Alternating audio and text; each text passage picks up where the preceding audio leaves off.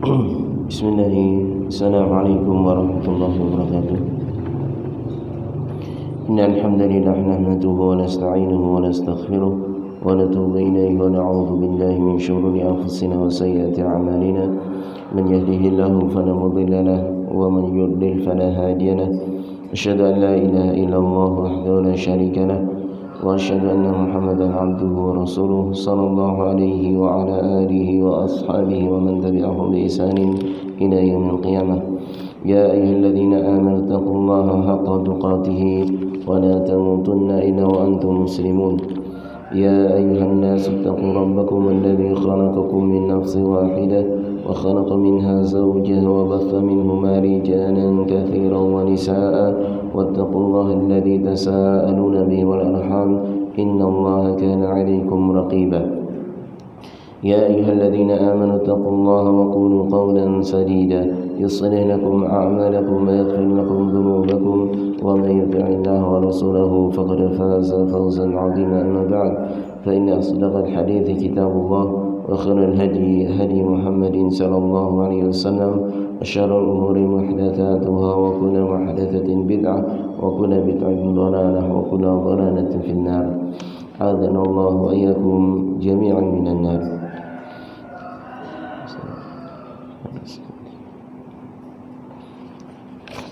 Jamaah salat subuh rahimani wa rahimakumullah yang dirahmati Allah Subhanahu wa taala dan saya cintai karena Allah Subhanahu wa taala.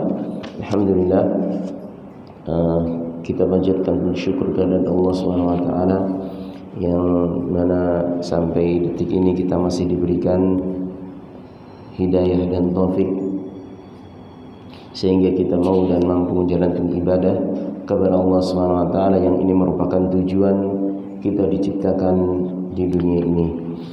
Baik, kemudian di antara nikmat yang juga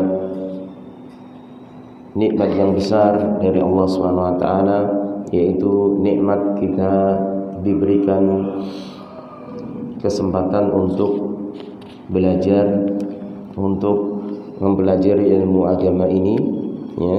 Ini juga merupakan satu nikmat besar dari Allah Subhanahu wa taala. Karena tidak setiap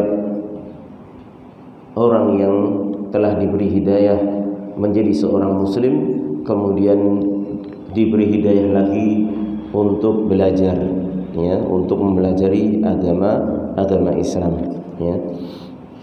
Maka ketika kita mendapatkan hidayah dari Allah Subhanahu wa taala yaitu mau menghadiri majelis ilmu, maka ini hendaknya disyukuri, yaitu dengan kita bersungguh-sungguh mempelajarinya dan kita niatkan untuk diamalkan dalam kehidupan kita sehari-hari.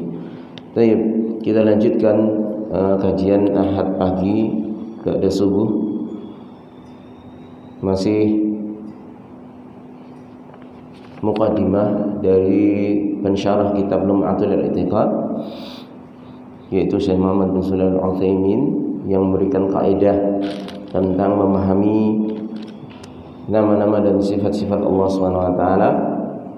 Beliau memberikan kaidah ringkas untuk dasar sebagai memahami kitab Lum'atul I'tiqad yang ditulis oleh Ibnu Qudamah Al-Maqdisi rahimahullahu taala.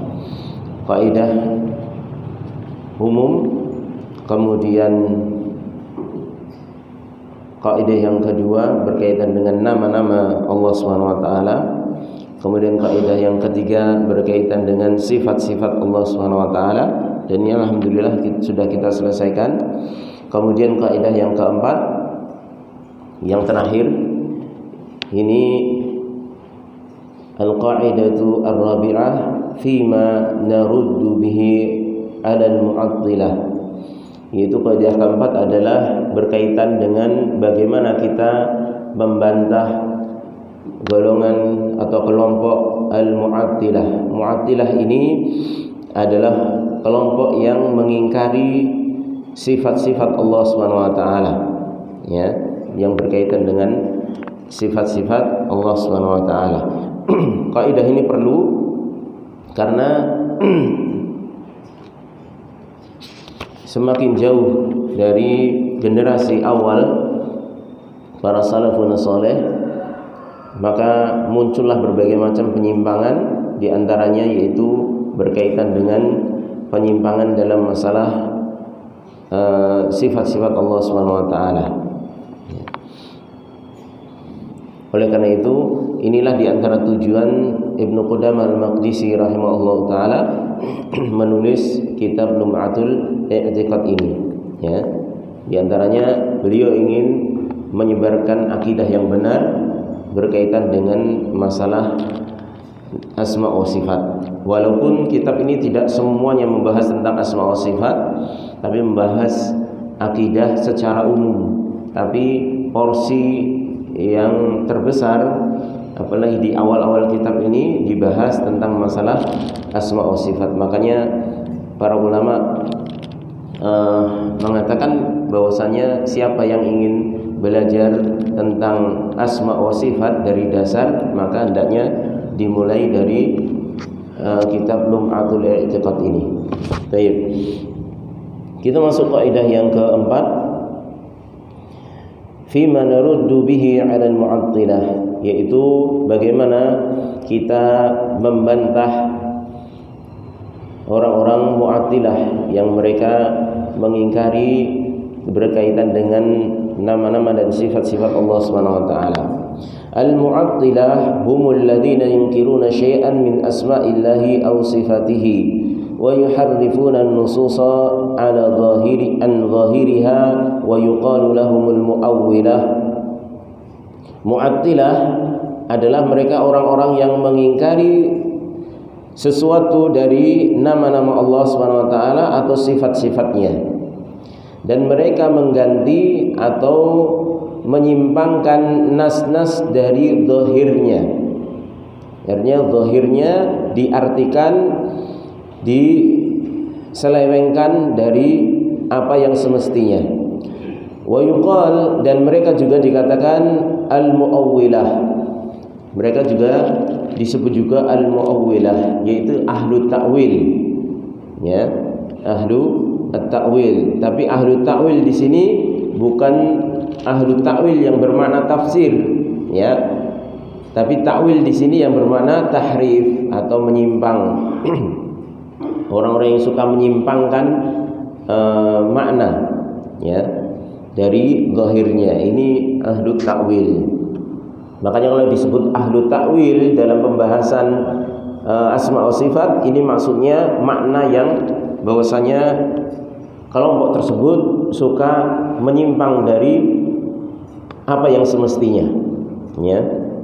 Tapi kalau seorang ahlu tafsir, pembahasannya dalam masalah tafsir Al-Quran, disebut ahlu ta'wil, berarti ini ahlu tafsir, ya.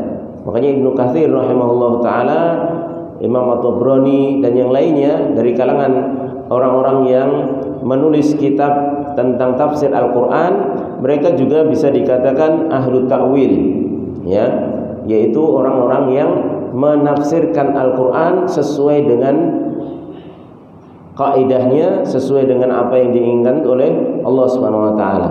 Ini namanya ahlu at-ta'wil kalau ditinjau dari pembahasan tafsir Al-Quran, ya. Karena Rasulullah SAW pernah mendoakan Ibnu Abbas, Allahumma faqihu fid din wa 'allimhu ta'wil, ya.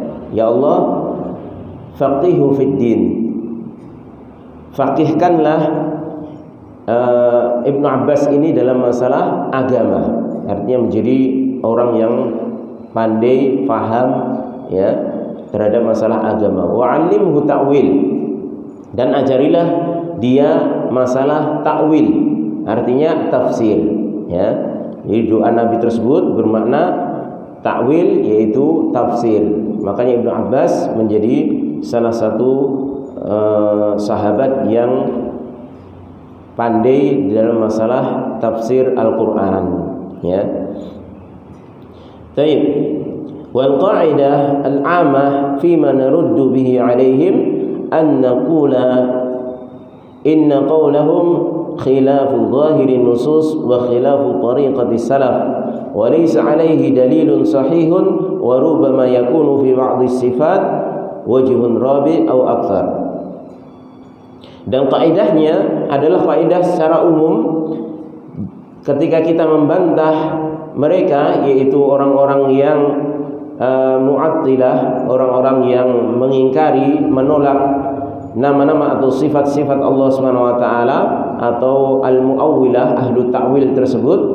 Kaidahnya secara umum adalah kita katakan bahwasannya ucapan mereka di dalam memahami nama-nama dan sifat-sifat Allah sehingga mereka terjatuh pada penolakan itu menyelisihi zahir nas yang ada dan menyelisihi jalan para salafun saleh, para sahabat terutama yang pertama kali turun tentang ayat-ayat ataupun hadis-hadis yang disebutkan oleh Rasulullah SAW berkaitan dengan asma wa sifat. Mereka enggak memahami sebagaimana apa yang dipahami oleh orang-orang Mu'attilah atau Mu'awwilah tadi, ya. Maka ini menjadi kaidah umum bahwasanya bantahan terhadap mereka secara umum bahwasanya mereka itu menyelisihi zahir nas, itu yang pertama. Kemudian yang kedua, mereka menyelisihi jalan para salaf di dalam memahaminya, ya. Walaysa alaihi dalilun sahihun, dan tidak ada pada mereka dalil yang sahih di dalam mereka memahami terhadap nas-nas yang berkaitan dengan nama-nama dan sifat-sifat Allah Subhanahu wa taala. Ini yang perlu ditekankan di sini, ya. Ini kaidah umumnya seperti ini. Artinya ketika kita misalnya melihat atau mendengar orang mengatakan ya, di dalam ayat Al-Qur'an Ar-Rahmanu 'alal 'arsy istawa, Allah beristiwa di atas arsy, ya. Kemudian dia memahami bahwasannya istiwa di sini adalah istilah, yaitu istaula, yaitu menguasai arsy maknanya, bukan Allah di atas arsy tapi menguasai arsy. Maka kita lihat zahir nasnya bukan seperti itu, ya. Zahir nasnya bukan seperti itu, karena istiwa di sini tidak bermakna istaula, karena di sini ada sambungan ala. Kalau ada yang mengatakan, ya, mungkin pernah kita dengar, bukankah istiwa itu memiliki beberapa makna, ya, memiliki beberapa makna, banyak sekali makna. Kita katakan iya, ya, kita katakan iya. Akan tapi itu jika kalimatnya mutlak istawa saja, ya. Tapi kalau istawa digabungkan dengan huruf jar, ya, ala, maka tidak ada makna lain kecuali ala wartafa'a, yaitu tinggi dan berada di atas. Itu maknanya. Tapi kalau hanya sekedar istawa gitu saja, maka memang maknanya bisa mengandung kemungkinan istaula, ya. Ada maknanya istaula di situ, ya. Ini kalau mutlak. Tapi kalau disebutkan dengan huruf ala, maka tidak ada makna lain kecuali ala wartafa'a, yaitu berada di atas, ya. Makanya lafaz-lafaz istawa sebenarnya banyak dalam Al-Qur'an, tapi yang Allah menyebutkan istawa ala al-arsh, yaitu istawa ala al-arsh, itu 7 ayat saja, ya, di dalam Al-Qur'an. Dan ini bermakna bahwasanya Allah Subhanahu wa taala memang berada di atas arsy-Nya, ya. Dan ini tidak mengandung konsekuensi batil yang dipikirkan oleh orang-orang Mu'attilah, yang mereka masih punya alasan-alasan yang lain di dalam menolak kalau Allah di atas arsy berarti Allah putus arsy, ya. Kalau Allah berada di atas arsy berarti arsy-Nya lebih besar dari Allah, dan konsekuensi lainnya, maka ini tidak mengandung hal-hal tersebut, ya, karena memang Allah Subhanahu wa taala laisa kamitslihi syai'un, ya. Allah kan sudah menetapkan bahwasanya Allah itu tidak semisal dengan sesuatu pun.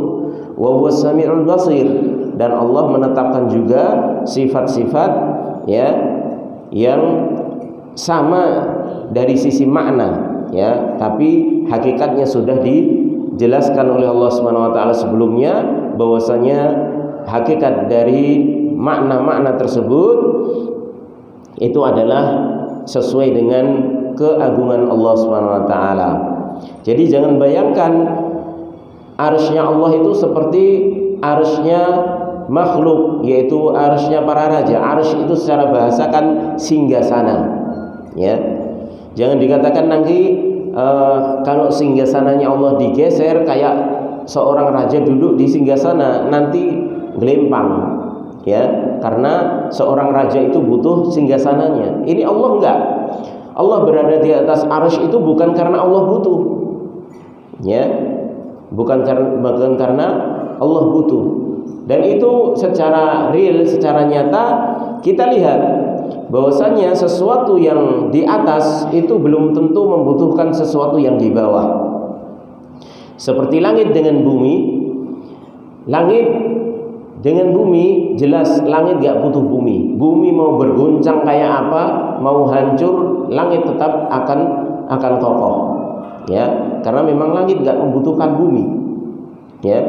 Justru sebaliknya, bumi itu membutuhkan naungan langit, ya. Dan juga sesuatu yang di atas tidak mesti lebih kecil dari sesuatu yang di bawah. Bumi juga seperti itu. Bumi ini jelas lebih kecil daripada langit, ya. Maka ini makhluk bisa kita lihat dan kenyataannya tidak sesuai dengan apa yang dipikirkan oleh orang-orang Mu'attilah. Maka di dalam kita memahami nama-nama dan sifat-sifat Allah Subhanahu wa taala demikian pula. Jangan kita bayang-bayangkan sebagaimana makhluk, ya. Apalagi ini jelas tidak difahami oleh orang-orang dari pendahulu kita, yaitu para salafun saleh, terutama para sahabat. Ketika sahabat turun ayat bahwasanya Allah beristiwa di atas arsy, kemudian Allah punya dua tangan, maka mereka menerima sesuai dengan zahirnya. Karena memang enggak ada nas yang menjelaskan bahwasanya makna istiwa itu adalah menguasai. Gak ada yang menjelaskan makna tangan itu adalah kekuatan. Gak ada, ya. Makanya mereka diam. Mereka fahami sesuai zahirnya dan mereka imani, ya. Dan mereka imani dengan menetapkan bahwasanya itu semuanya sesuai dengan keagungan Allah Subhanahu wa taala. Baik, maka dari itu orang-orang Mu'attilah mereka punya beberapa kesalahan di dalam memahami nama-nama dan sifat-sifat Allah Subhanahu wa taala, sehingga mereka terjatuh kepada penolakan dikarenakan kaidahnya mereka menyelisihi zahir nas. Kemudian mereka menyelisihi para pendahulu, terutama para sahabat yang lebih dulu mendapatkan berita tentang asma wa sifat ini. Kemudian mereka tidak memiliki dalil, ya, yang sahih ketika mereka mengganti makna dari apa yang seharusnya, ya. Wa rubbama fi ba'd sifat wajhun rabi'un aw akthar. Dan terkadang di dalam sebagian sifat, ya, di dalam membantah mereka dalam sebagian sifat ini ada kaidah tambahan di dalam membantah mereka, ya. Baik. Jadi bisa di dalam membantah mereka itu sebenarnya banyak, ya, untuk membantah orang-orang yang menyimpang dari nama-nama dan sifat-sifat Allah. Tapi yang paling penting, kata Syekh Muhammad bin Shalih Al-Utsaimin rahimahullah taala di sini adalah poin tadi, ya. Secara umum mereka menyelisih nas dari zahirnya, dan mereka menyelisihi para salaf, terutama para sahabat di dalam memahami ayat-ayat ataupun hadis-hadis yang berkaitan dengan nama-nama dan sifat-sifat Allah. Kemudian mereka tidak ada dalil yang sahih di dalam mereka memaknai ayat-ayat ataupun hadis-hadis tentang nama-nama dan sifat-sifat Allah Subhanahu wa taala. Oleh karenanya mereka disebut al-mu'attilah, ya. Walaupun mereka menetapkan makna lain, tapi tetap mereka pada asalnya itu menolak terlebih dahulu, ya. Jadi misalnya mereka tadi mengatakan istiwa, ya, istiwa di atas arsy, ya, berada di atas arsy itu adalah maknanya menguasai arsy, karena mereka menolak terlebih dahulu makna istiwa. Walaupun satu sisi mereka menetapkan makna lain, yaitu istaula, menguasai, ya. Karena dari satu sisi ketika mereka nggak terima Allah kok masuk di atas arsy, berarti Allah butuh arsy, ya. Maka mereka telah terjatuh kepada penyimpangan-penyimpangan yang lainnya dulu, ya. Mereka jatuh kepada tamtsil terlebih dahulu, memisalkan Allah dengan makhluk. Kemudian mereka juga bisa terjatuh kepada tasbih, menyerupakan Allah dengan makhluk. Mereka kira Allah seperti seorang raja yang membutuhkan singgasana, sehingga Allah butuh untuk di atas arsy-Nya. Setelah mereka memahami tersebut, memisalkan Allah dengan makhluk, barulah akal mereka mengatakan, wah, kalau ini nggak mungkin lah, Allah masa seperti makhluk yang butuh sesuatu, ya. Maka kemudian mereka tolak. Kalau begitu tolak saja, istiwa ditolak. Setelah ditolak berarti mereka jatuh kepada ta'til, ya, yaitu penolakan. Mereka jadi golongan mu'attilah. Setelah menolak kemudian, ini kalau ditolak akhirnya kita nggak menetapkan sifat bagi Allah Subhanahu wa taala, padahal Allah ini menetapkan sifat. Lalu apa ini kalau kita tetapkan sesuai dengan apa yang Allah sebutkan, serupa dengan makhluk? Kalau kita nggak tetapkan, bahaya ini, ya. Akhirnya mereka ganti istiwa menjadi istaula, ya. Nah, ketika mereka mengganti istiwa jadi istaula, ini namanya takwil atau tahrif, menyimpangkan makna dari zahirnya, padahal ini nggak ada dalil, ya. Jadi mereka sebenarnya terjatuh pada berbagai macam penyimpangan-penyimpangan. Diawali dengan satu penyimpangan, yaitu tamtsil, mereka memisalkan Allah dengan makhluknya, maka jatuhlah kemudian ke berbagai penyimpangan, ya, kepada penyimpangan ta'til, kepada penyimpangan tahrif, ya, penolakan, kemudian penyimpangan dari zahir maknanya, ya. Banyak sekali konsekuensi, ya.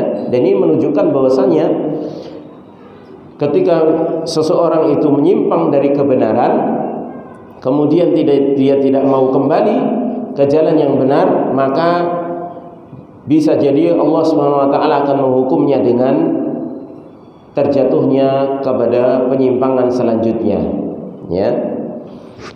Yang padahal di dalam memahami nama-nama dan sifat-sifat Allah Subhanahu wa taala ini sangatlah mudah, ya. Sebagaimana apa yang difahami oleh para sahabat. Mereka nggak ada yang bingung terhadap nas-nas baik dalam Al-Quran maupun hadis tentang masalah nama-nama dan sifat-sifat Allah Subhanahu wa taala. Karena memang mereka sudah meyakini zat Allah Subhanahu wa taala itu tidak ada yang semisal dengannya, ya.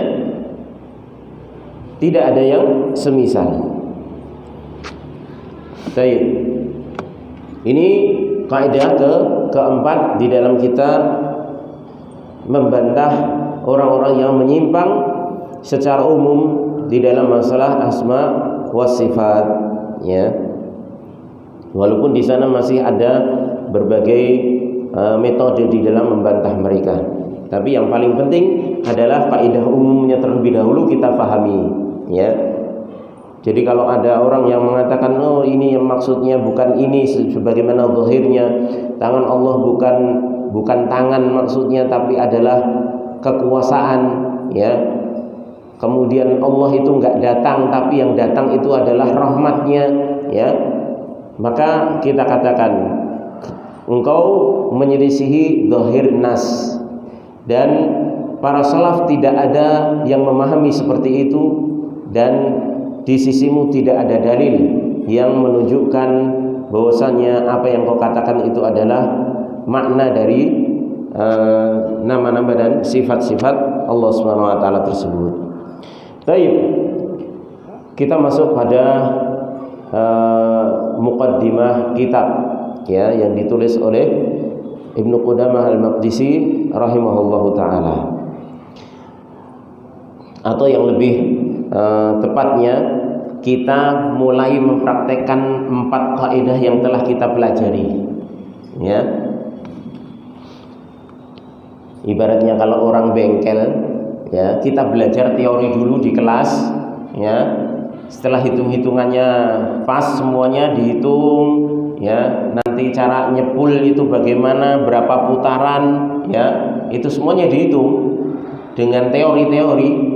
Setelah teori selesai, kemudian biasanya kan siswa diajak ke gudang atau ke ruangan yang di situ banyak sekali mesin-mesin, ya, mesin dari kendaraan, ya. Disitulah mulai praktek nanti, ya. Kalau tadi hanya menghitung berapa putaran kalau nyepul mesin, ya, maka ini mulai praktek. Coba dipraktekkan pas enggak nanti, ya. Maka ini gunanya kaidah, kemudian baru kita beranjak pada pembahasan inti. Muqaddimatu sahibil madun, Ibnu Qudamah Al-Maqdisi rahimahullahu taala. Muqaddimah dari penulis kitab atau matan, yaitu Ibnu Qudamah Al-Maqdisi.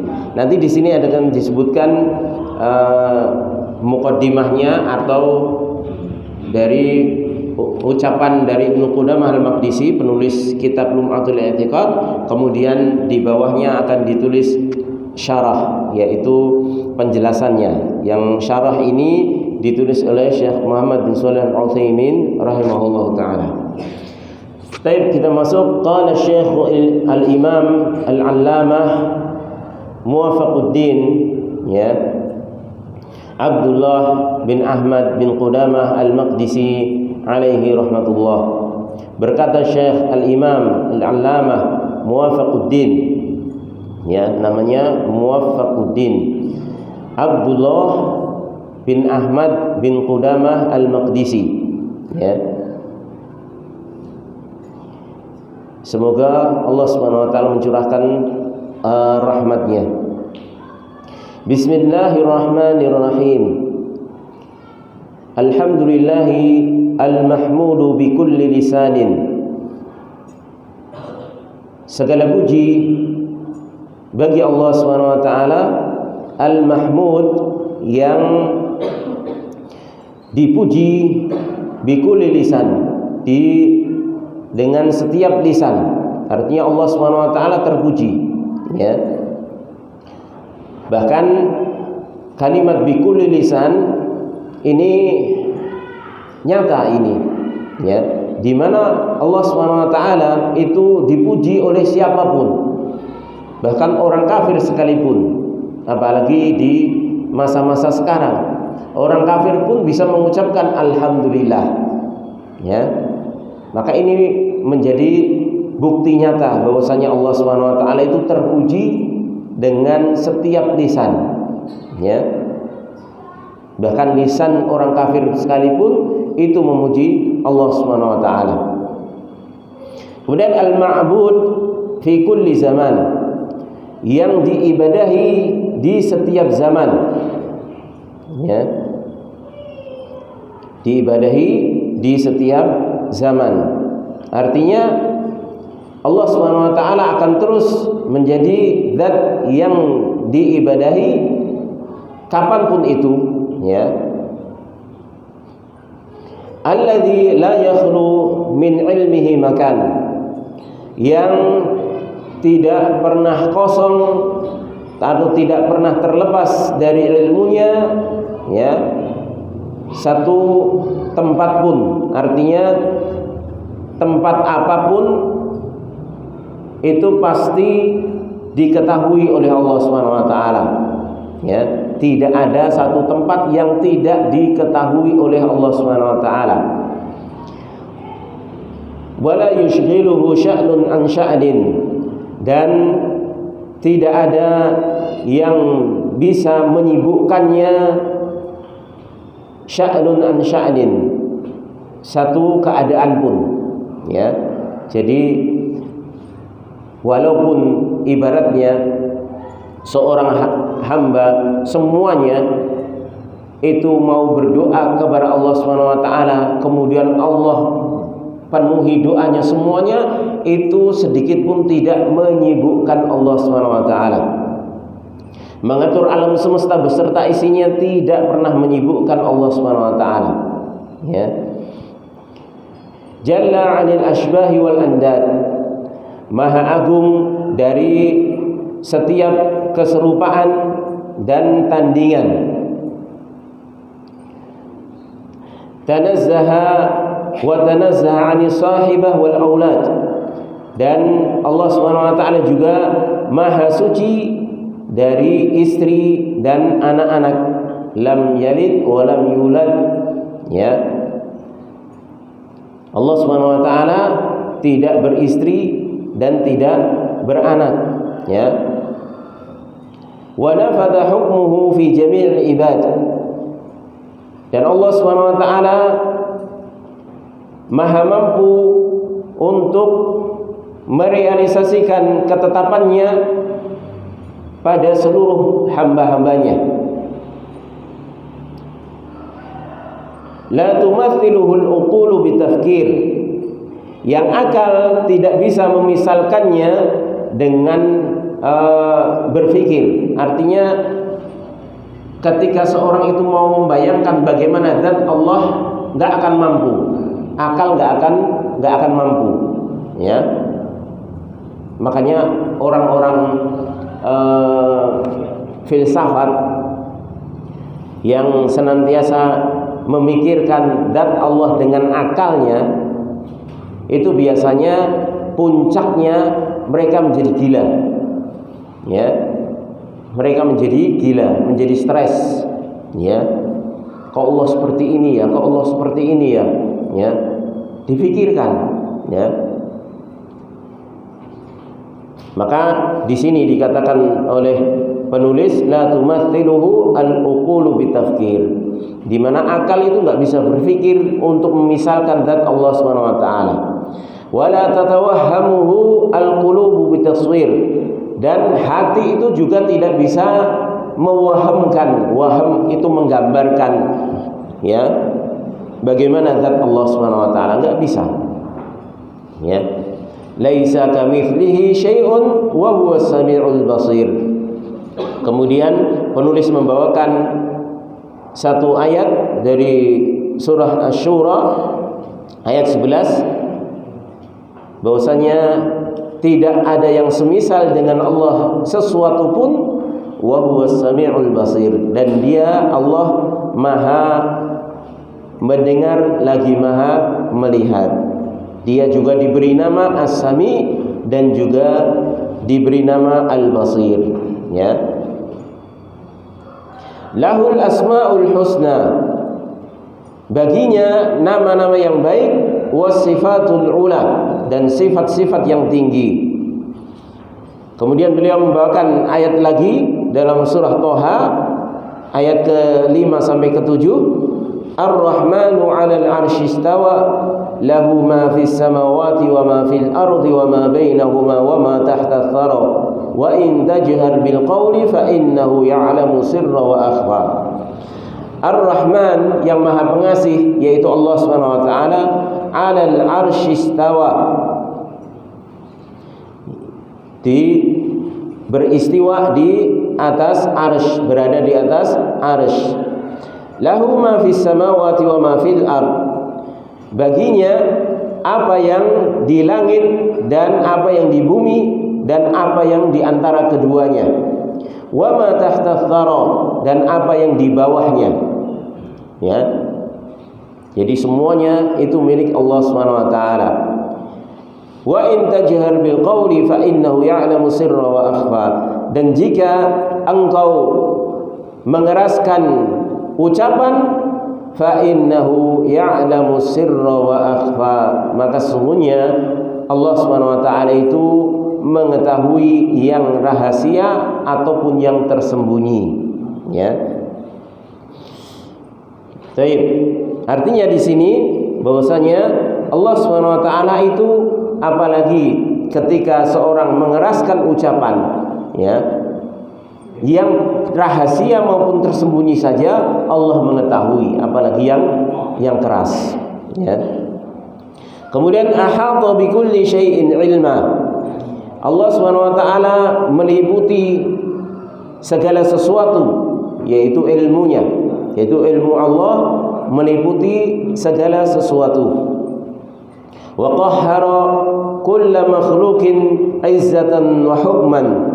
Dan Allah Subhanahu wa taala maha kuasa terhadap setiap makhluknya, artinya maha kuasa izzatan, ya, kemuliaannya dan ketetapan hukumnya. Artinya enggak ada yang bisa menolak ketetapan Allah Subhanahu wa taala. Wa wasi'a kulla syai'in rahmatan wa ilman. Dan Allah maha luas, ya, terhadap segala sesuatu, artinya rahmat dan ilmunya itu luas, meliputi segala sesuatu. Kemudian penulis terakhir dari mukadimahnya ini membawakan ayat lagi dari surah Thaha ayat 110, ya'lamu ma baina aydihim wa ma khalfahum wa la yuhituna bihi ilma.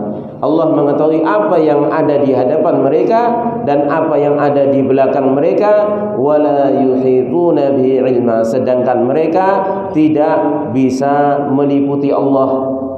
Artinya ilmu makhluk itu tidak bisa meliputi Allah, tapi sebaliknya Allah lah yang meliputi mereka. Ya. Mausufun bima wasafa bi nafsahu fi kitabih al-azim wa ala lisani nabiyhi al-karim. Allah Subhanahu wa taala disifati dengan apa yang Allah sifati dengannya dirinya sendiri di dalam kitabnya yang mulia, yang agung, dan disifati melalui lisan nabinya yang mulia. Ya. Ini mukaddimah dari penulis. Kemudian kita lihat penjelasan dari Syekh Muhammad bin Shalih Al-Utsaimin rahimahullah taala. Asy-syarhu, penjelasan beliau rahimahullah taala, al-lum'ah, kalimat al-lum'ah. Kitab ini kan namanya Lum'atul I'tiqad. Lum'ah beliau bahas sedikit tentang maknanya. Tutlaqu fil lughah ala ma'anin. Al-lum'ah itu secara mutlak dalam bahasa itu ada beberapa makna. Minha, diantaranya al-bulghah minal aish, yaitu kecukupan, ya, di dalam kehidupan. Ada juga makna lum'ah, dan ini yang sering juga digunakan, yaitu lum'ah itu adalah cahaya dari permata, ya. Tapi di sini yang dipakai oleh Syekh Muhammad bin Shalih Al-Utsaimin adalah al-bulghah, yaitu yang bermakna kecukupan. Wa hadzal makna, kata beliau, wa hadzal makna ansabu makna li maudhi'i hadzal kitab. Dan makna al-bulghah, yaitu kecukupan, ini lebih sesuai untuk judul dari kitab ini. Fa makna lum'atil i'tiqad huna al-bulghah min al-i'tiqad as-sahih al-mutabiq li madhhabis salaf ridwanullah alaihim. Maka makna lum'atul i'tiqad di sini adalah al-bulghah, yaitu kecukupan dari i'tiqad, dari akidah yang sahih, yang benar, yang sesuai dengan madhabnya salaf, ya, sesuai dengan apa yang dijalankan oleh para pendahulu ridwanullah alaihim. Semoga Allah meridhai mereka. Ini makna lum'atul i'tiqad, berarti menunjukkan kecukupan akidah. Karena memang di sini beliau menulis tentang akidah Ahlussunnah wal Jamaah secara umum, walaupun dimulai dengan tentang masalah asma wa sifat. Baik. Kemudian wal i'tiqad, adapun i'tiqad maknanya adalah al-hukmu dzihni al-jazim, yaitu ketetapan hati yang pasti. Ya, ini namanya al-i'tiqad. Makanya sering kita artikan keyakinan, karena memang itu sesuatu yang hati kita sudah menetapkannya secara pasti. Fa in tabaqal waqi', jika bersesuaian dengan kenyataan, fasahihun, maka i'tiqad tersebut benar. Wa illa, jika tidak, fafasidun, maka i'tiqad tersebut berarti batil atau rusak. Ya, ini namanya i'tiqad. Ya. Makanya kadang ada istilah i'tiqad yang atau keyakinan yang rusak atau keyakinan yang baik. Ya. Karena setiap apa yang dikhabarkan oleh Allah Subhanahu wa taala yang butuh untuk kita yakini itu sesuai dengan keyakinan, sesuai dengan kenyataan.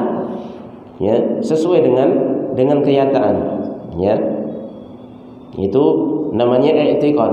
Dan apa yang Allah larang untuk diyakini, ya, itu tidak sesuai dengan kenyataan. Makanya ketika Allah Subhanahu wa taala menyuruh kita untuk meyakini tentang adanya surga dan neraka, yaitu memang sesuai dengan waqi', kenyataannya nanti itu akan terbukti, ya. Dan bahkan namanya jannah wan nar, dan di sini nanti juga akan dibahas juga tentang keyakinan terhadap surga dan neraka.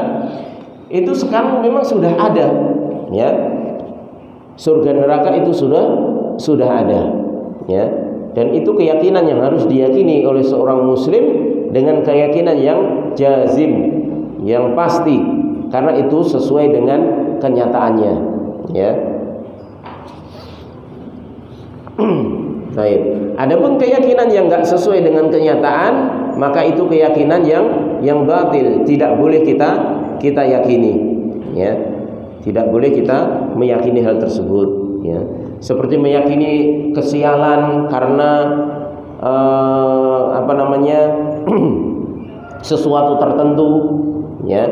Karena seorang bertatayur misalnya, atau meyakini bahwasannya seorang dukun itu mampu mengetahui hal yang gaib, ya. Maka ini keyakinan yang tidak sesuai dengan waqi', ya, tidak sesuai dengan kenyataan. Maka ini enggak boleh. Maka ini dinamakan keyakinan yang batil, ya. Baik. Kemudian ma tadammanathu khutbatul kitab, apa yang terkandung dalam khutbah Alkitab, pendahuluan dari tadi yang kita baca tadi. Itu kandungannya apa? Di sini dibahas kandungannya oleh pensyarah kitab ini. Tadammanat khutbatul muallif fi hadzal kitab ma ya'ti. Kandungan yang terdapat dalam khutbahnya penulis, yaitu Ibnu Qudamah al-Maqdisi, dalam kitab ini sebagai berikut. Yang pertama, al-bida'atu bil basmalah iqtida'an bi kitabillahil azim wa ittiba'an li sunnati Rasulillah sallallahu alaihi wasallam. Yang pertama adalah dalam kitab tersebut, mukadimah tersebut, penulis memulai dengan bacaan Bismillahirrahmanirrahim, ya, dengan nama Allah yang Maha Pengasih lagi Maha Penyayang. Kenapa dimulai dengan Bismillahirrahmanirrahim? Karena mengikuti kitabullah dan mengikuti sunnah Rasulullah SAW. Di dalam setiap Al-Quran mesti ada setiap surat ada kalimat dimulai dengan Bismillahirrahmanirrahim, kecuali surah apa? Yang tidak ada Bismillahirrahmanirrahim, At-Taubah atau Al-Bara'ah, ya. Karena di situ ada beberapa khilaf kenapa tidak ada dimulai dengan Bismillahirrahmanirrahim. Tapi yang paling kuat dikarenakan para sahabat itu masih ragu apakah ini masih ada sambungan dengan surat sebelumnya, yaitu surah Al-Anfal, ya. Sebagian mengatakan itu masih masuk dalam surah Al-Anfal, makanya tidak dikasih Bismillahirrahmanirrahim, ya. Baik. Tapi semuanya itu diawali setiap surat dengan Bismillahirrahmanirrahim, ya. Kemudian juga mengikuti sunnah Rasulullah SAW, karena setiap Rasulullah SAW menyuruh untuk menulis suratnya, ya, karena Rasulullah nggak bisa menulis, pasti menyuruh sahabatnya. Dan di antara sahabat yang disuruh menulis diantaranya, ya, itu Ali bin Abi Thalib radhiyallahu ta'ala anhu, ya. Di samping yang lainnya juga ada, ya. Kemudian juga yang disebutkan dalam Al-Quran, yaitu Nabi Sulaiman alaihissalam ketika menulis surat kepada Ratu Bilqis di Yaman, ya, beliau memulai dengan Bismillahirrahmanirrahim, ya. Innahu min Sulaiman wa innahu Bismillahirrahmanirrahim, ya. Baik. Kemudian wa makna Bismillahirrahmanirrahim, makna Bismillahirrahmanirrahim ay af'alu syai'a musta'inan wa mutabarrikan bi kulli ismin min asma'illahi ta'ala al-mawsuf birrahmah al-wasi'ah. Makna Bismillahirrahmanirrahim artinya aku akan melakukan sesuatu dengan meminta pertolongan dan meminta keberkahan dengan setiap nama dari nama-nama Allah Subhanahu wa taala. Bismi, ya. Asalnya bi, kemudian ada kalimat ismun, ya. Kemudian dimajrurkan, tulisannya alifnya itu dihilangkan. Jadi disambung bismi, ya, dengan nama, ya. Artinya dengan pertolongan nama, ya, Allah Subhanahu wa taala yang disifati dengan rahmat yang luas, ya. Ar-Rahman ini nama Allah yang terkandung di dalamnya sifat rahmat yang luas. Baik. Wa makna Allah, adapun makna Allah al-ma'luh, yaitu yang diibadahi, yang disembah, ay al-ma'bud hubban wa ta'ziman wa ta'alluhan wa syauqan, yang diibadahi dengan kecintaan, dengan pengagungan, ya, dan dengan perasaan kecintaan yang sangat, ya. Ini namanya yang terkandung dalam kalimat atau nama Allah, ya, lafzul jalalah tadi, Allah, artinya al-ma'luh, al-ma'bud, yang diibadahi, ya. Bukan karena keterpaksaan, ya, bukan karena dipaksa dan lain sebagainya, tapi mengibadahi Allah Subhanahu wa taala itu karena kecintaan dan pengagungan, ya. Dan karena rasa rindu yang luar biasa kepada Allah Subhanahu wa taala.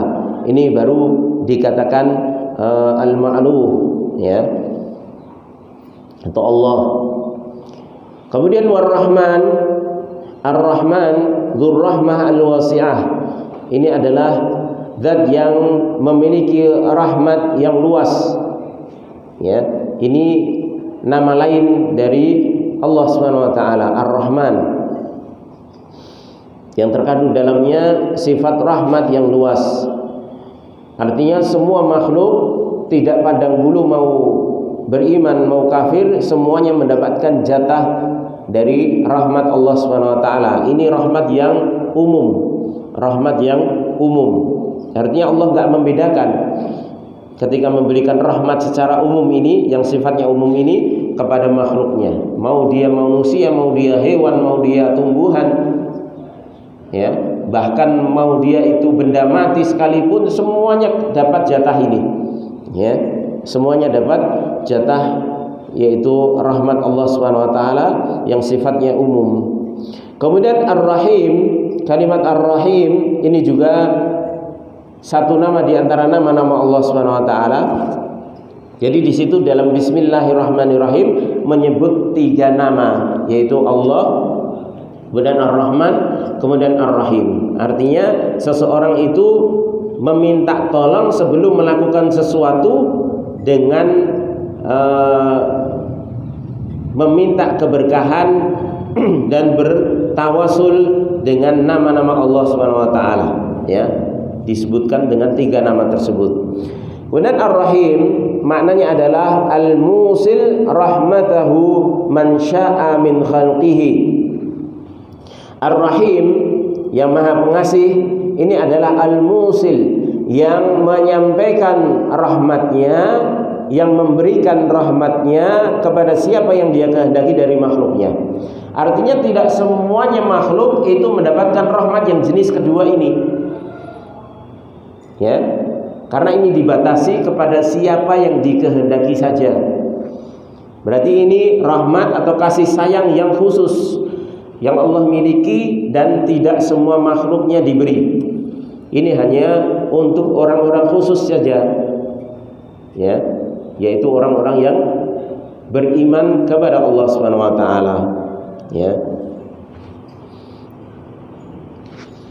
Karena rahmat khusus ini termasuk kecintaan Allah Subhanahu wa taala diberikan kepada siapa. Enggak mungkin Allah mencintai orang kafir, ya. Tapi kalau rahmat yang bentuknya harta, ini rahmat secara umum, ya. Allah berikan kepada semuanya, baik Allah cintai ataupun yang tidak, itu semuanya dikasih rahmat jenis ini. Kehidupan, semuanya diberi kesempatan untuk hidup, ya. Menghirup oksigen, semuanya diberi kesempatan, ya. Mendapatkan jabatan, mendapatkan kedudukan, semuanya diberi kesempatan. Mau kafir, mau muslim, semuanya kasih kesempatan untuk memegang jabatan, ya, mendapatkan jabatan. Ini semuanya rahmat Allah Subhanahu wa taala yang bermakna umum. Tapi rahmat Allah Subhanahu wa taala, ya, kasih sayang Allah Subhanahu wa taala yang khusus, seperti Allah mencintai, Allah meridhai, ini tidak diberikan kecuali kepada hamba-hamba yang dikehendaki Allah Subhanahu wa taala saja dari golongan orang-orang yang beriman. Fal farqu bainar rahman war rahim annal awwal bi'tibari kaunir rahmah wasfan lahu wa tsani bi'tibariha fi'lan lahu yusiluha man syaa min khalqihi. Nah, ini kita praktekkan kaidah kemarin. Maka perbedaan antara Ar-Rahman dengan Ar-Rahim apa? Kalau yang pertama Ar-Rahman tadi bersama-sama maknanya rahmat, ada memiliki sifat rahmat. Maka kalau Ar-Rahman yang pertama itu ditinjau dari sisi rahmat Allah sebagai sifat. Sebagai sifat, berarti ini adalah sifat apa kemarin? Sifat apa? Selali. Praktek lagi kalian. Sifat dzatiyah, ya. Sifat dzatiyah ini lam yazal wa la yazal muttasifan biha, yang mana Allah SWT terus menerus bersifat dengannya. Artinya Allah itu memiliki sifat rahmat sudah dari azali, tidak berpisah dari zatnya. Terus Allah memiliki sifat kasih sayang, sifat rahmat. Ini yang terkandung di dalam makna dari nama Allah SWT Ar-Rahman. Punya sifat rahmat yang itu sifat azali, ya, sifat dzatiyah. Kemudian kalau yang kedua Ar-Rahim, ini dilihat dari sisi bahwasanya sifat rahmat tersebut itu adalah sifat fi'liyahnya Allah Subhanahu wa taala. Ya, sifat fi'liyahnya Allah Subhanahu wa taala. Makanya kemarin kan ada pembahasan satu sifat itu terkadang bisa dzatiyah, bisa fi'liyah. Termasuk sifat rahmat ini bisa dzatiyah dan bisa fi'liyah. Kalau rahmat yang umum, secara umum, ya, ketika Allah memberikan kesempatan hidup kepada orang kafir, dikasih rizki, ya, baik kafir maupun mukmin, semuanya di alam semesta ini diberi hak yang sama di dalam menikmati dunia ini, itu namanya rahmat, ya, dari Allah Subhanahu wa taala. Kasih sayang Allah, tapi kasih sayang yang sifatnya umum, ya, nggak ada kekhususan, nggak ada kekhususan. Kasih sayang Allah yang sifatnya umum, semua kasih kesempatan kaya, ya, kesempatan untuk hidup, kesempatan untuk meraih dunia, ya, semuanya dikasih semuanya, ya. Ini bentuk kasih sayang Allah SWT kepada seluruh makhluknya. Maka ini disebut rahmat yang bermakna sifat dzatiyah, ya. Ini akan senantiasa ada. Adapun rahmat atau kasih sayang yang kedua yang terkandung dalam nama Ar-Rahim yang Maha Pengasih, ini sifat fi'liyah. Artinya tidak setiap Allah SWT itu memberikan kasih sayangnya kepada semua makhluk, ya, hanya kepada yang Allah kehendaki. Kalau Allah menghendaki, Allah akan berikan kasih sayang tersebut. Kalau tidak, ya tidak. Ini dari sisi fi'liyah. Karena ini apa? Karena rahmat ini rahmat yang khusus, kasih sayang yang khusus, ya, kasih sayang yang khusus. Kalau paring gambaran ya, kan gampang.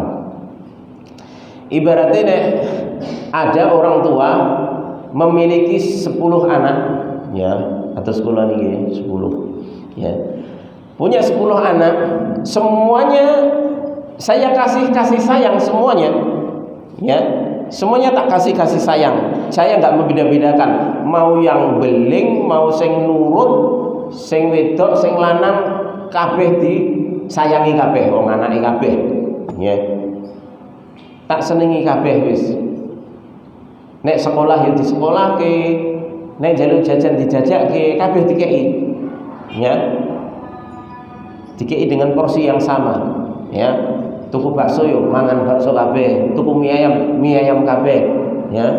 Seperti itu namanya sifat rahmat, ya, yang dimiliki seorang orang tua, ya, yang diberikan kepada seluruh anaknya. Tapi di satu sisi orang tua ini pasti akan lebih menyayangi dengan kasih sayang yang khusus, ya, lebih mencintai bagi anak-anaknya dari 10 anak ini, bagi yang dia taat. Misalnya dari nomor 1 sampai 10 ini yang taat nomor 2 sama nomor 3 misalnya. Maka otomatis orang tua ini akan menyayangi, lebih menyayangi, ya, dalam hatinya itu anak yang nomor 2 sama nomor 3. Kenapa? Karena dia lebih nurut. Lebih nurut. Ya. Ini gambarannya seperti itu. Demikian juga rahmat Allah Subhanahu wa taala yang sifatnya khusus. Ini ditinjau dari sifat Allah yang fi'liyah. Artinya Allah akan menyayangi, memberikan rahmat khusus tersebut kepada siapa yang dikehendaki saja dari makhluknya, terutama orang-orang yang beriman. Ya, terutama orang-orang yang beriman. Allah gak mungkin menyayangi hambanya yang kafir. Menyayangi dalam artian menyayangi dengan kasih sayang yang khusus tadi, mencintainya, meridhoinya, gak mungkin. Ya. Makanya dalam hadis disebutkan Rasulullah SAW menyatakan bahwasanya Allah Subhanahu wa taala itu memberikan dunia kepada orang yang dicintai ataupun yang tidak dicintai. Ya. Walam yu'til iman illa man yuhib. Akan tapi Allah tidak memberikan keimanan kecuali kepada yang Allah cintai saja. Ya.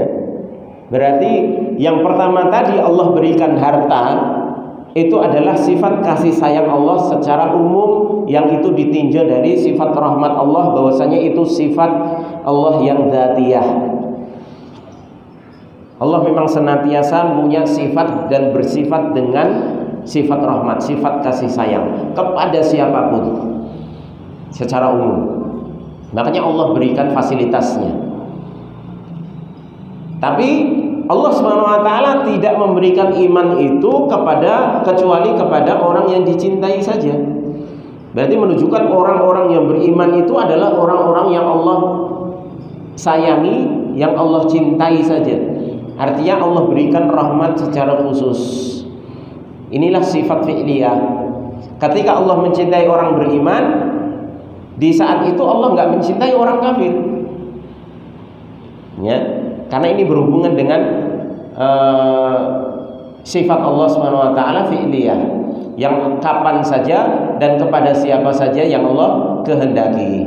Ya, kalau Allah menghendaki mencintai, ya Allah cintai. Kalau tidak, ya tidak. Ya, kalau Allah tidak menghendaki rahmat khusus itu diberikan kepada makhluk tertentu, ya Allah tidak memberikan rahmat khusus tersebut. Tapi Allah tetap punya sifat rahmat secara umum. Pun rotok mumet, insyaallah. Jadi gampang itu, insyaallah. Baik, ya termasuk ini tadi. Ya, nanti siapa yang Allah mudahkan dalam memahami ini juga termasuk rahmat Allah yang khusus. Ya, kasih sayang Allah Subhanahu wa taala secara khusus. Karena tidak setiap orang itu di dalam memahami pelajaran itu ya Allah mudahkan. Makanya kita terus minta kepada Allah Subhanahu wa taala. Minta terus, ya. Minta hidayah, karena semakin Allah Subhanahu wa taala pahamkan kita terhadap agama kita, disitulah tanda Allah Subhanahu wa taala memberikan kebaikan atau menghendaki kebaikan bagi kita. Ya, man yuridillahu bi khairan yufaqihu fid din. Siapa yang Allah kehendaki kebaikan, maka Allah akan jadikan dia faham terhadap agama. Di antaranya mudah di dalam memahami pelajaran-pelajaran yang dia pelajari dalam masalah agama ini. Wallahu a'lam bishawab. Itu dulu baru satu poin, yaitu kandungan dari khutbah atau muqaddimah dari penulis, dan masih ada 12 poin, berarti tinggal 11 poin lagi, ya. Baik, wallahu a'lam bishawab. Kurang lebihnya saya mohon maaf. Mudah-mudahan ini bermanfaat bagi saya pribadi dan jemaah sekalian. Wassallallahu ala nabiyyina Muhammadin wa ala alihi wasallam. Wa akhiru da'wana alhamdulillahi rabbil alamin. Subhanakallahumma wa bihamdika asyhadu an la ilaha illa anta astaghfiruka wa atubu ilaik. Assalamualaikum warahmatullahi wabarakatuh.